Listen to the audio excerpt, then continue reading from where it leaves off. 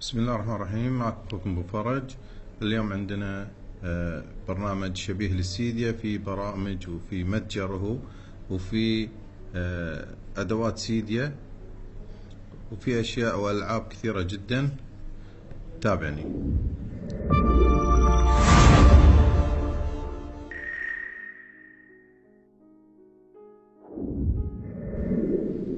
بعد ما يفتح لك المتجر راح تضغط على الداونلود وتنزل ملف عندك او المتجر تنزله عندك. راح تقول له تثبيت،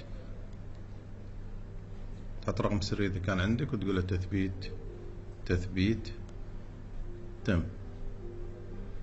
تطلع منه وتشوف وين نزل على جهازك. هذا هو، ناخذه.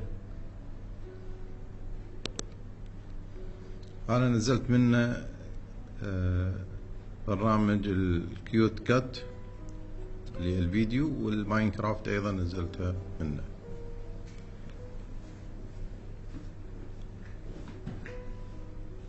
راح يعطيك عدة خيارات. تشوف اول واحد فيو فري ابس، برامج مجانية.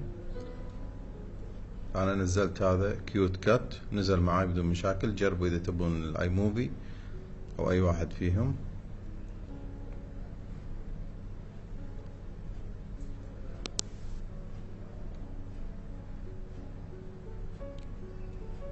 الثاني سيديا اب او برامج السيديا.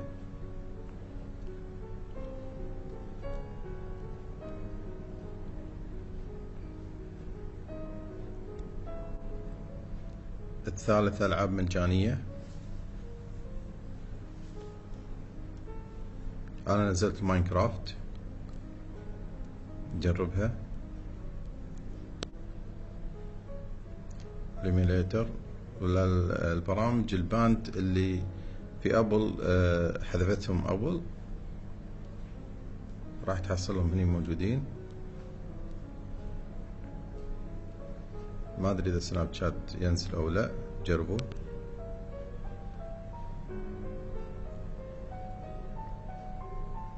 سكرين ريكوردر او تسجيل شاشة الايفون. الاير شو ما اعتقد ان يشتغل، خلاص توقف. هذا الثاني، جربوهم اذا ينزلون معاكم من هذا المتجر.